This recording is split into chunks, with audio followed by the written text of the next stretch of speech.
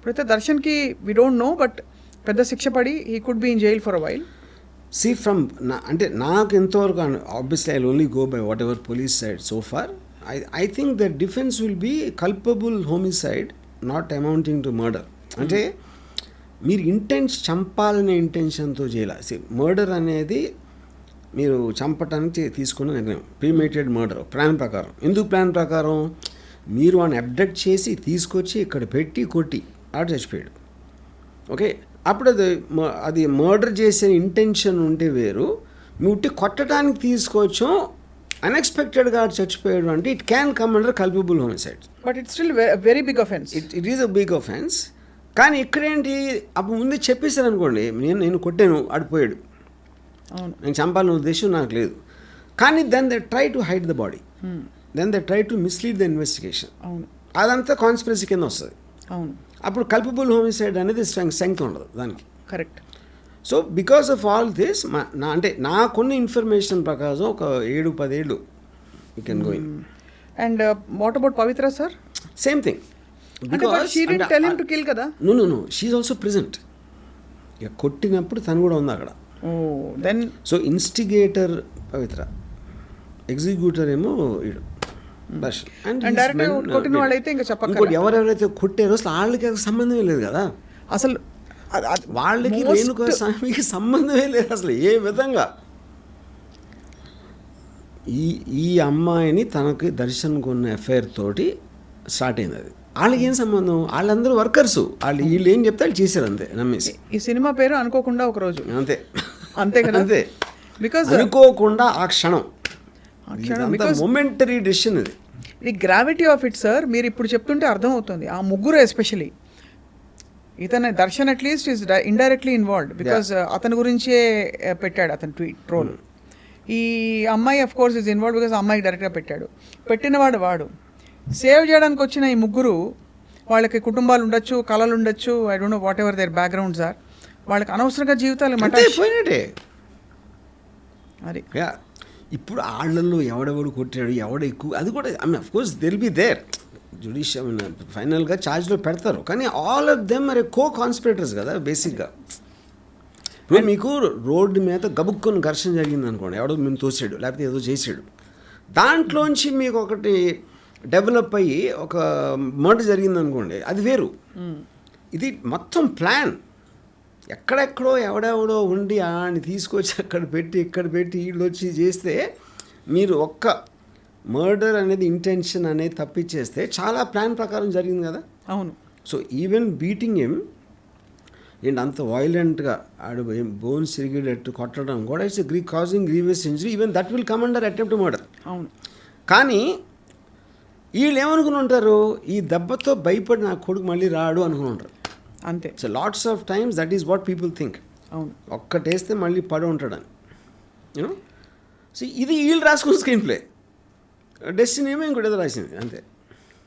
అంతటికీ మూలం ఏదో స్పేస్లో ఆడు పెట్టిన కామెంట్. అంతటికీ మూలం పవిత్ర ఇగ్నోర్ చేయకపోవడం. అది ఒక చిన్న స్మైల్ ఇచ్చి పక్కన పెట్టిందంటే అయిపోయేది అసలు మొత్తం. నేనైతే చేసేవాడిని. సో పాపం నేమ్ అండ్ ఫేమ్లోకి రావదలుచుకున్న ట్రోలర్స్కి మీ అమూల్యమైన సందేశం ఇస్తారని కోరుతున్నా. నేను అదే ట్రోలర్స్కి, ఇప్పుడు trollers they are having fun. వాళ్ళు అసలు వాళ్ళని దే డోంట్ ఈవెన్ వాంట్. అంటే మేము దోమలు కుక్కలు నేను ఆలోచిస్తాను, మీరు చెప్తారు చెప్పండి, దోమలు ఆలోచిస్తాను మీరు కుట్టే ముందు, అదే ఆఫీస్ వచ్చి చెప్పని కుట్టి వెళ్ళిపోతాయి అంతే. మీరు దాన్ని పట్టుకుని దోమ ఏం చేసిందో తెలుసా నన్ను కుట్టింది అంటే, అరే అది ఎవరు తప్పది. సి వాళ్ళకి they're getting a chance about celebrity. వాళ్ళు కూడా సెలబ్రిటీ అవ్వడానికి ఛాన్స్ అంతే.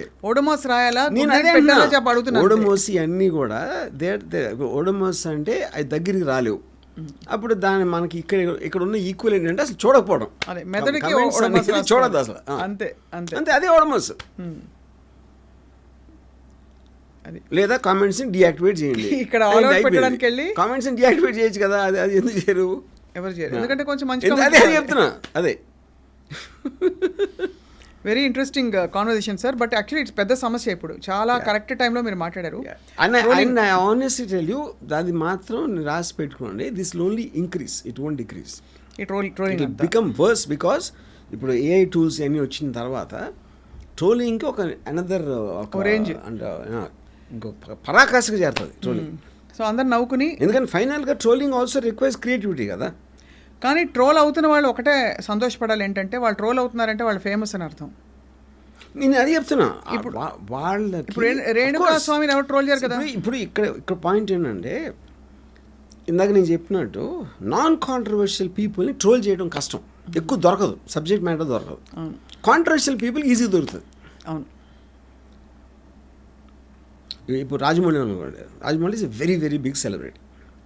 రాజమౌళిని ట్రోలింగ్ అనేది చాలా తక్కువ ఉంటుంది, ఉన్నా కూడా అసలు నాకు తెలియని కూడా తెలియదు. Because is non controversial, absolutely never make a statement, is not just about ఈ సక్సెస్. ఇప్పుడు హైలీ సక్సెస్ఫుల్ సందీప్ అంగన్ ట్రోల్ చేస్తారు, యానిమల్ కూడా బాగా ట్రోల్ blockbuster చేస్తారు, కదా. సందీప్ అంగాన్ని బాగా ట్రోల్ చేస్తారు. మన పేరేంటి, మన what's his name, Kashmir Files director. ఇప్పుడు సంజయ్ లీలా బన్సాలీని troll చేస్తారు. అది చెప్తున్నా. సో అది it is not about the success, it's about me personality. అదే ఇప్పుడు రాజమౌళి అన్ని politically correct, will never make any statement which is against for this and that, ఒక stand తీసుకోడు కాబట్టి మీకు ట్రోలింగ్ మటీరియల్ దొరకదు. అవును. కానీ ట్రోలర్స్కి సెలబ్రిటీస్ కావాలి, సెలబ్రిటీస్ లేకపోతే అంటే దేర్ ఫుడ్ ఈజ్ సెలబ్రిటీస్. అది పొలిటికల్ అవ్వచ్చు, ఫిల్మ్స్ అవ్వచ్చు, ఏదైనా అవ్వచ్చు. So in this context some of the న్యూస్లో ఉన్న ఎవరైనా very big personalities who been trolled in the country. చెప్పండి, దేశంలో ప్రపంచవ్యాప్తంగా కూడా. Yeah. జో బైడెన్ చెప్పారు, ట్రంప్ చెప్పారు. ఎలాగో ట్రంప్ అయితే ఇంకా పరాకాష్ఠ. వాళ్ళు ఎవరు ఉండరు నేను, అదే వాళ్ళకున్న ఎక్కువ సిస్టమ్. రాజీవ్ సర్దేశాయ్ అంత స్టూడియోలో గొంతు చించుకుని అరిచి అర్నబ్ గోస్వామిని కూడా వదలలేదు. ఎవరెవరు ట్విట్టర్లో ఉండే, ట్విట్టర్, ఇన్స్టా, వాటెవర్ దాంట్లో. ఇంకోటి ఏంటంటే ఇప్పుడు పాయింట్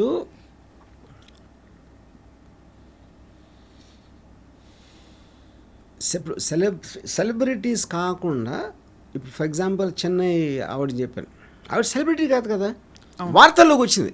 అవును. ఆ పిల్లోడు పడిపోయాడు అనే ఒక వార్తతోటి ఆవిడ ఇండివిజువల్గా ఒక సెలబ్రిటీ అయింది ఆ టైంకి. అవును, అంతే, మీద పడి చంపేశారు అంతే. అంతే. యా. ఇప్పుడు ప్రాబ్లం ఏంటంటే, నేను మిమ్మల్ని ఏదో కోపంలో ఏదో అన్నాను, మీరు వెళ్ళి చచ్చిపోయారు అనుకోండి సూసైడ్ చేసుకొని, అప్పుడు నా మీద కేసు పెట్టచ్చా? అది ఇంపాసిబుల్. అది పెట్టలేరు. So the whole point is that మీరు అవతల్లో ఎంత సీరియస్గా తీసుకున్నారు అన్న దాని మీద ఉంటుంది, కానీ అన్నవాడు గురించి ఉండదు అసలు అక్కడ. అంతే. యా. ఇప్పుడు మీకేంటి, మొత్తం మీరు ఒక లా పాయింట్స్ చేసి అసలు మొత్తం అసలు కామెంట్స్ అనేది డియాక్టివేట్ చేసేసి, అంటే అప్పుడు ఇంటర్నెట్ షట్ డౌన్ అవుతుంది. అది whole point of that thing is gone. అంతే, మజా రాదు అసలు. కామెంట్స్ డిజేబుల్ చేస్తే sir, most of the times comments disable చేసిన ఇంటర్వ్యూలు బోర్గా అనిపిస్తాయి. కరెక్ట్. అదేదో ఒక మనం చూసే వాళ్ళకు కూడా, ఊరికే చూసే వాళ్ళకు కూడా ఒక పార్శ్వం మిస్ అయినట్టు అనిపిస్తుంది. అది చెప్తున్నా.